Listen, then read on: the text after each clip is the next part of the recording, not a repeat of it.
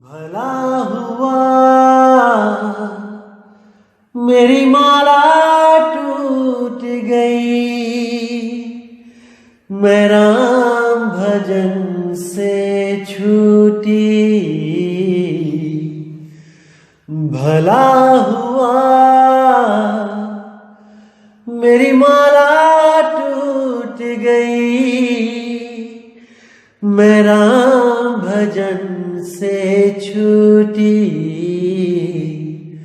मेरे सिर से टली बला, भला हुआ मेरी माला टूट गई, मैं राम भजन से छूटी। मैं राम भजन से छूटी। नमस्कार मेरे प्यारे भाइयों, मेरे परमात्मा के प्यारे जीवहंसों। मैं हमेशा बंदी छोड़ से यही दुआ करूंगा कि आप सब मेरे भाई हमेशा हमेशा हमेशा के लिए इतने विवेकी हो जाएं कि कोई भी काल का दूत, कोई भी मनमुखी गुरु, कोई भी अधूरा गुरु आपको कभी भ्रमित ना कर पाए। 1% भी भ्रमित ना कर पाए, तब मैं समझूंगा कि मेरा सत्संग करना सफल हो गया है। तो मेरे भाई, वैसे तो मुझे पता है कि आप लोगों का विवेक अब इतना बढ़ चुका है कि छोटा मोटा कोई आपको बेवकूफ तो बना नहीं सकता। किसी छोटे मोटे आदमी के, किसी छोटे मोटे गुरु के बस की बात तो रह नहीं गई कि आपको कोई मूर्ख बना पाए। लेकिन कुछ ऐसे लोग हैं अभी जो आपको भ्रमित करने में लगे रहते हैं।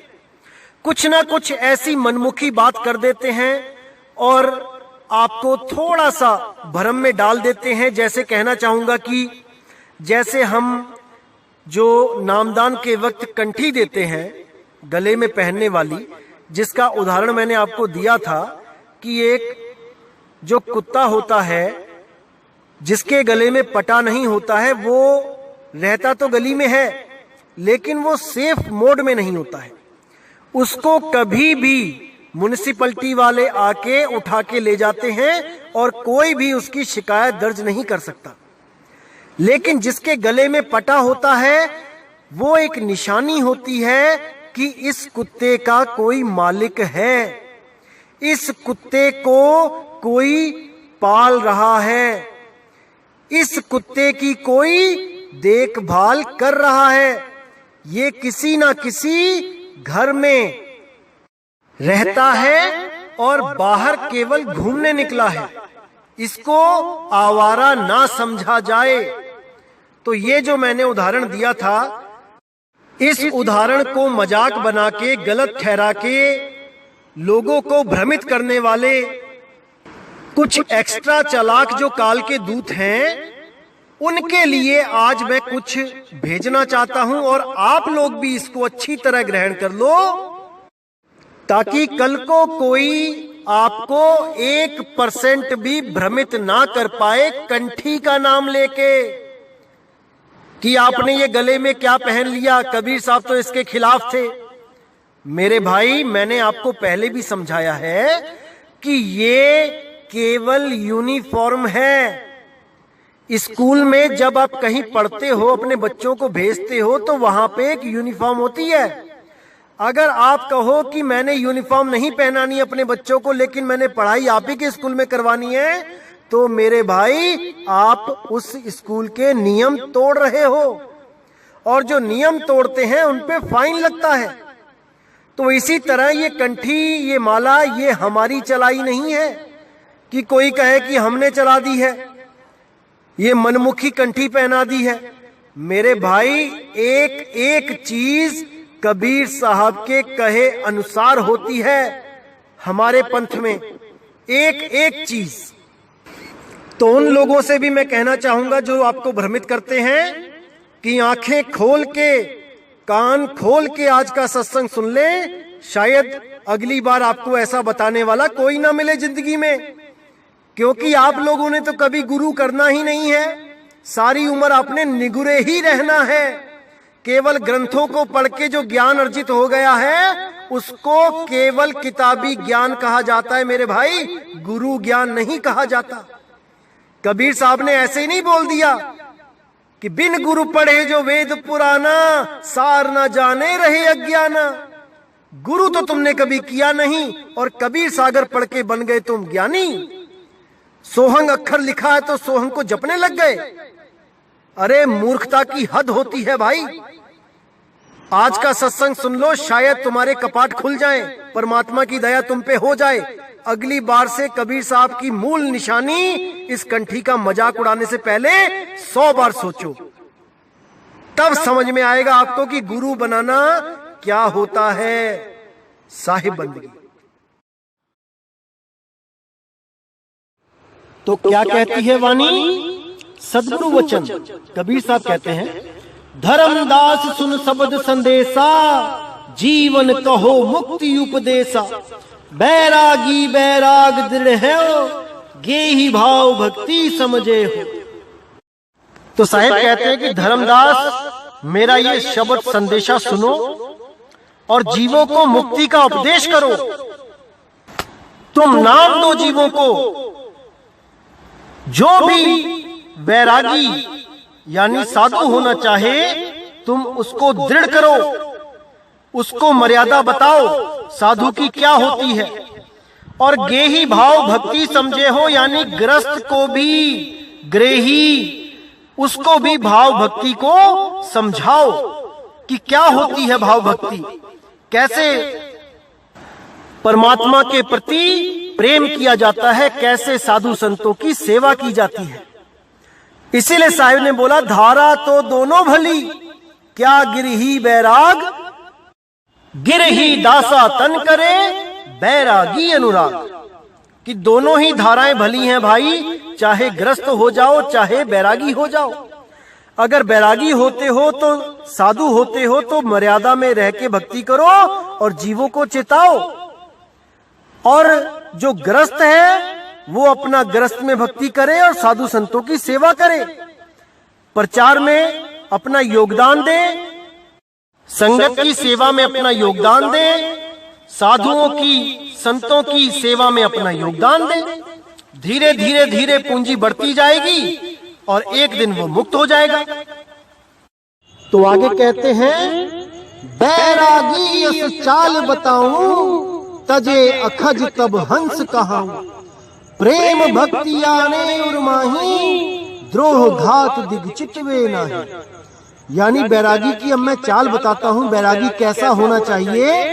तजे अखज तब हंस कहाऊं, सारी बुराइयों को त्यागे तब वो हंस कहाएगा। प्रेम भक्ति आने और माही, प्रेम और भक्ति उसके रग रग में बसी होनी चाहिए। द्रोह घात दिग चितवे नाही, किसी के साथ द्रोह, किसी के साथ घात उसके चित्त को भाए ही ना।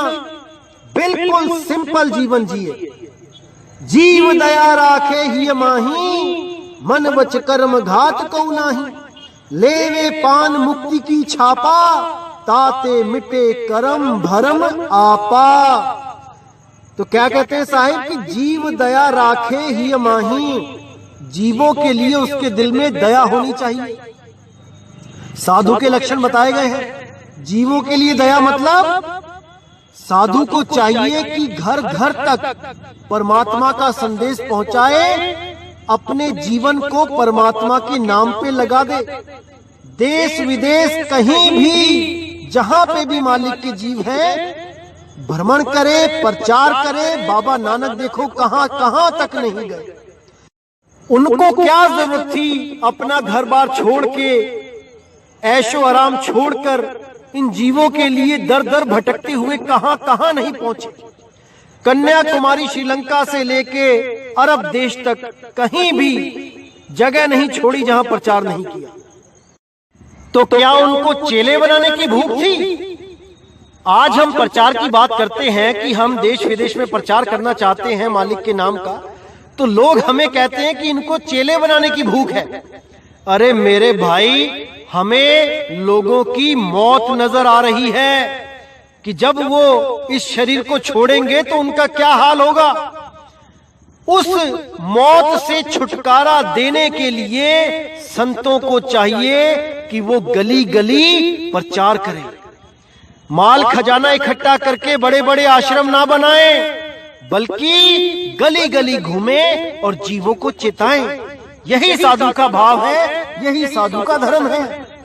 पानी रुका हुआ सड़ जाता है, पानी चलता ही भला है, साधु चलता ही भला है। तो आगे कहते हैं, लेवे पान मुक्ति की छापा, कि साधु होने से पहले चरणामृत ले गुरु का। पान यानी कि चरणामृत और मुक्ति की छापा, एक छाप लगाई जाती है कबीर पंथ में चंदन से, माथे पे और कनपटी पे। ये खास छाप होती है, ये आपको आगे बताया जाएगा कि इसका क्या महत्व है। तो इस छाप को लेके, मुक्ति की छाप को लेके, ताते मिटे करम भरम आपा, उस छाप को लेके सारे करम भरम अपने मिटा दे वो साधु। हंस दशा धरि पंथ चलावे, श्रवणी कंठी तिलक लगावे। यानी मालिक का सच्चा हंस बनकर वो पंथ चलाए, वो प्रचार करे और श्रवणी कंठी तिलक लगावे, और अपने जो उसके यूनिफॉर्म है कंठी तिलक वो लगा के रखे, तभी वो पहचाना जाएगा कि वो प्रचारक है। एक पुलिस वाला तभी पहचाना जाता है जब उसकी यूनिफॉर्म हो। अगर एक सिविल वर्दी में कोई आके कहे कि मैं पुलिस वाला हूं, तो आप कैसे पहचानोगे उसको? कोई उसको नहीं मानेगा। लेकिन एक मरियल सा आदमी जो पुलिस वाला है, वर्दी पहना है, उसको देख के आप डर जाओगे कि मैं कोई गलत काम नहीं करूंगा, सामने पुलिस वाला खड़ा है। तो वर्दी का ये रौब होता है मेरे भाई, वर्दी की पहचान होती है। इसी तरह साधु की क्या वर्दी होनी चाहिए, ये कबीर साहिब ने अपने मुख से भाग के बताया है। ये कोई तुम्हारी मेरी कही सुनी बातें नहीं है भाई, प्रमाणित बातें हैं। और तुम इन बातों को नहीं मानोगे क्योंकि तुमने कभी कोई गुरु धारण ही नहीं किया। तुम निगुरे हो, तुम मनमुखी हो, अपने मन की मानने वाले हो, गुरु की तो मानते ही नहीं हो, क्योंकि गुरु तो तुमने अभी तक धारण ही नहीं किया। केवल ग्रंथ पढ़ने से, कबीर साहब को गुरु मानने से कुछ नहीं होगा। कबीर साहब कहते हैं, गुरु बिन माला फेरते, गुरु बिन देते दान, गुरु बिन दोनों निष्फल है, चाहे पूछो वेद पुराण। बिना गुरु धारण किए परमात्मा कभी किसी को नहीं मिलता। जितना मर्जी प्रेम कर लो परमात्मा से, किसी को नहीं मिलता। जिसको भी वो मिलता है वो तब मिलता है जब उसने कोई पंथ चलाना हो या कोई बहुत ही संस्कारी पुराना हंस साहिब का जिसको पार करना हो, केवल उसी को मिलते हैं। नहीं तो ये दुनिया खाली हो गई होती अब तक। क्या परमात्मा को हम प्यारे नहीं हैं? सब प्यारे हैं, लेकिन परमात्मा बिना मर्यादा वालों को यहीं 84 में ही भटकने देता है। केवल मर्यादा रखने वालों को ही पार किया जाता है। इसको अच्छी तरह दिमाग में बैठा लो। तो आगे क्या कहते हैं, रूखा फीका करे आहारा, निस दिन सुमिरे नाम हमारा, और पुनि ले तुम्हारो नामा, पठवो ताही अमरपुर धामा। करम भरम सब देह बहाई, सारी शब्द में रहे समाई। अब यहाँ पर बिल्कुल क्लियर कर दिया साहिब ने, ये स्पेशल लाइन किनके लिए बोली गई है। जो लोग गुरु धारण करने के बाद सोचते हैं कि अब तो मुझे पता लग गया कि गुरुजी ने क्या भेद दिया, अब मुझे गुरु से क्या लेना देना, अब मुझे देही गुरु से क्या लेना देना, मैं तो विदेही गुरु का ध्यान करूंगा। विदेही गुरु पार करेगा, देही गुरु से तो मुझे जो मिलना था मिल गया। अब ना तो मैं कभी आश्रम जाता और ना ही मैं गुरु को कभी मुंह दिखाता। अब तो मैं और मेरा परमात्मा है, गुरु को मैंने बायकॉट कर दिया। अब ये उन लोगों के लिए बोला जा रहा है जो लोग साधु होकर या ग्रस्त होकर गुरु को त्याग देते हैं और परमात्मा से आस लगा के बैठते हैं कि वो हमें पार कर देगा।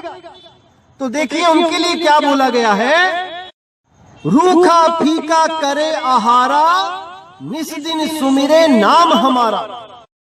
कि रूखा सूखा कुछ भी मिल जाए उसका आहार करे और केवल हमारा नाम सिमरण करे, निस दिन रोज हमारा नाम सिमरण करे।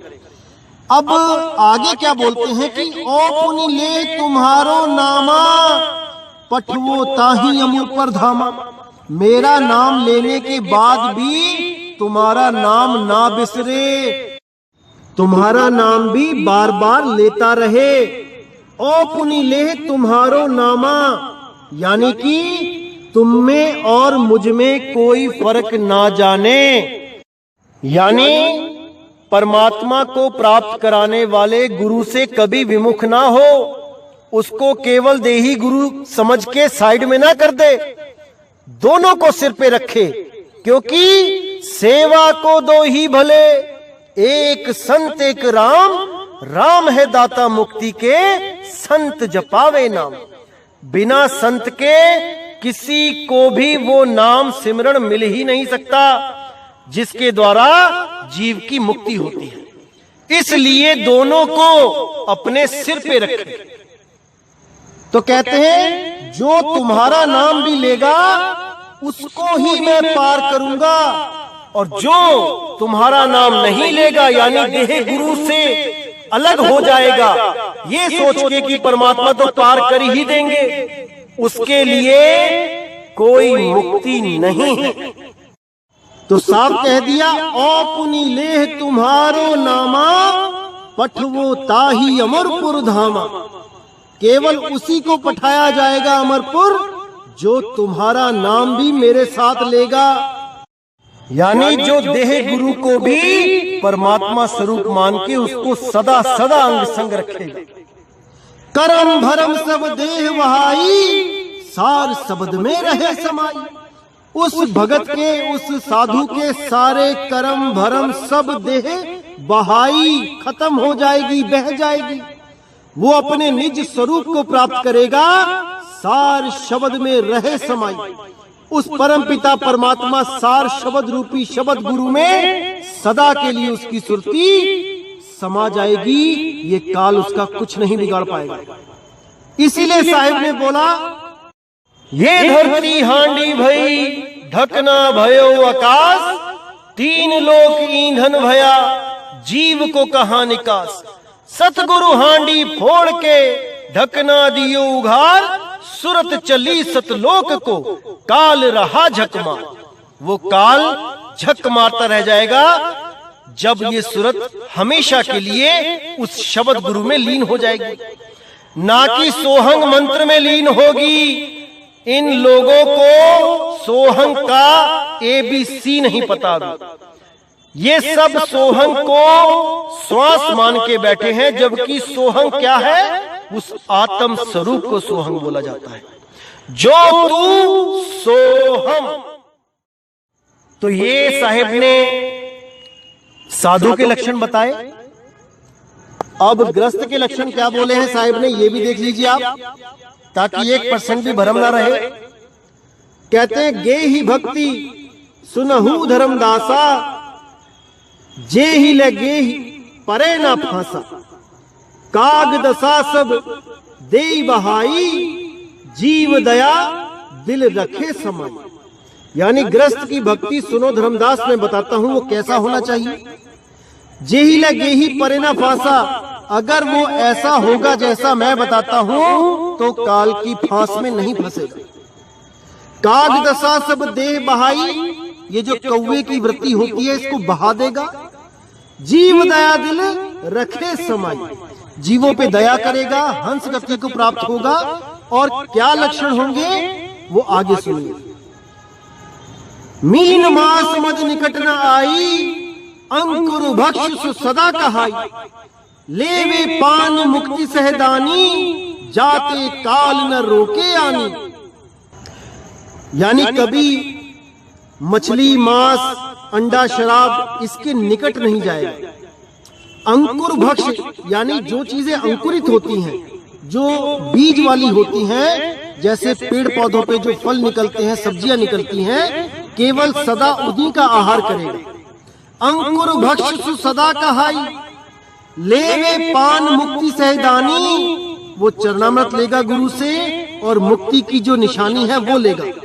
जाते काल न रोके आनी, उसका काल कुछ नहीं बिगाड़ पाएगा अगर वो पूरी यूनिफॉर्म अच्छे से पहनकर पूरी अच्छी सी पढ़ाई करेगा। कंठी तिलक साधु को बाना, गुरमुख शब्द प्रीति उराना। अब यहाँ बिल्कुल क्लियर कर दिया कि साधु का बाना और भक्तों का बाना असल में एक सा ही होता है, केवल भाव अलग होते हैं। वो बैरागी होते हैं और ये गिरही होते हैं। तो कहते हैं कंठी तिलक साधु को बाना। कंठी और तिलक बहुत जरूरी होनी चाहिए, यही बाना है साधु का। और जो साधु शिष्य बनाता है वो उसको अपना स्वरूप दे, तभी बात बनेगी। कंठी तिलक साधु को बाना, गुरुमुख शब्द प्रीति उयाना। और गुरुमुख शब्द यानी कि जो शब्द गुरु है उसके बारे में अच्छी तरह समझाए, उससे प्रीति करवाए, प्रेम करवाए, तभी उस जीव का कल्याण होगा।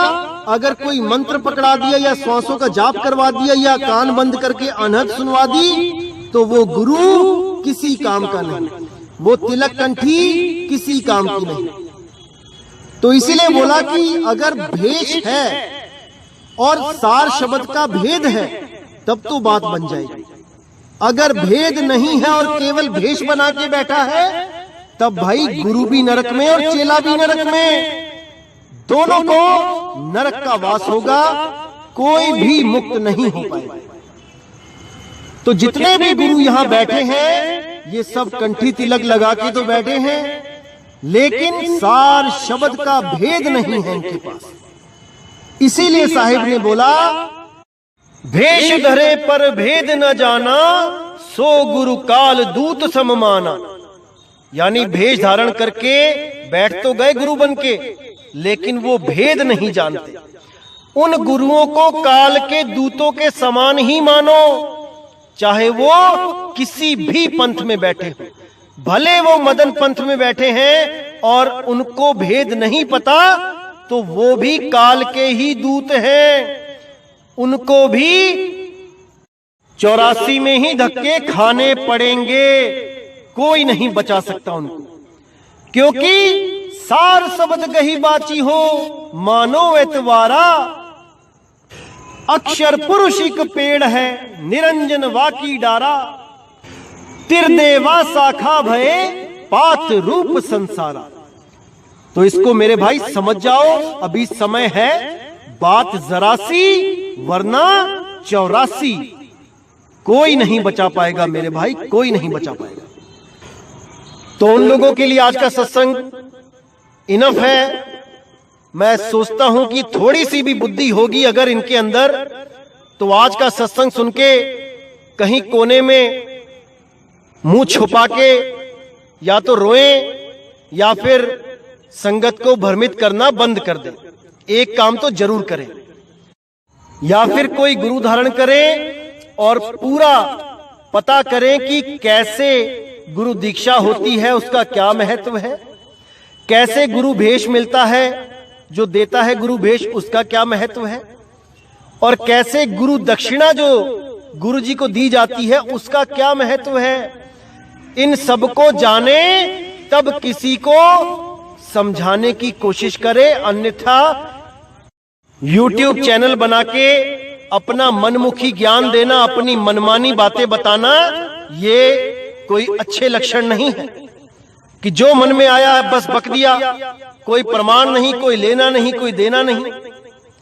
इसीलिए वाणियां दिखाई जाती हैं ताकि एक एक भ्रम खत्म हो जाए, इसीलिए वाणियां दिखाई जाती हैं।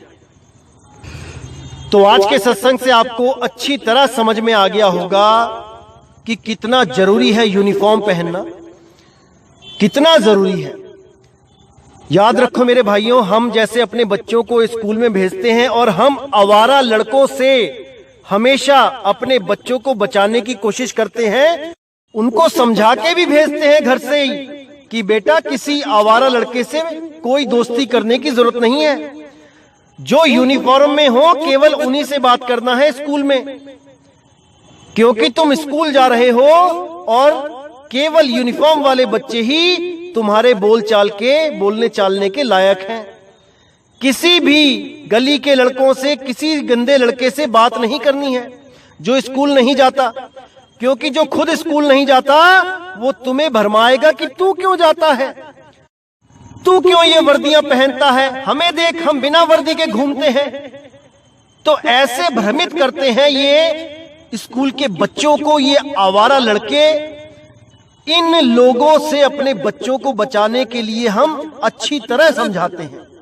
इसी तरह आपको भी समझाया जा रहा है कि निगुरों की बातों पे ध्यान मत दिया करो।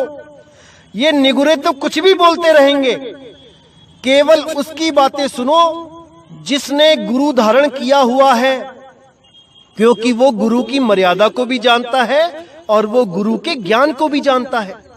ये मनमुखी कई तरह का ज्ञान बताने आएंगे और चले जाएंगे। जीव आपका है, संभालना आपने है, मुक्ति आपको चाहिए। तो मेरे भाई, आप किसी का भी सत्संग सुनते हो तो सबसे पहले ये जानने की कोशिश करो कि उसने कोई गुरु बनाया भी है कि नहीं, कि खुद तो निगुरा है और तुम्हारा गुरु बनने की कोशिश कर रहा है। खुद तो कभी गुरु धारण नहीं किया और बाकियों का गुरु बनने का सपना देख रहा है। ऐसे लोगों से बच के रहो मेरे भाई, बच के रहो। तो इसी के साथ ये सत्संग मैं समाप्त करता हूं और बहुत जल्द अगला सत्संग आएगा और आपके जितने भ्रम हैं सब खत्म हो जाएंगे। बस ध्यान से, लगन से सुनते जाइए। तो मुझे विदा करें दोस्तों। जय गुरु बंदी छोड़ वैराग साहिब, जय गुरु बंदी छोड़ साधु शरण साहिब, जय गुरु बंदी छोड़ बाबा नानक जी, बाबा रविदास जी, बाबा गरीबदास जी, बाबा धर्मदास जी, बाबा मदन साहिब। जय जय गुरु बंदी छोड़ सतगुरु सत्य कबीर साहिब की सदा ही जय हो, सदा ही जय हो मेरे मालिक की साहिब बंदगी सतनाम।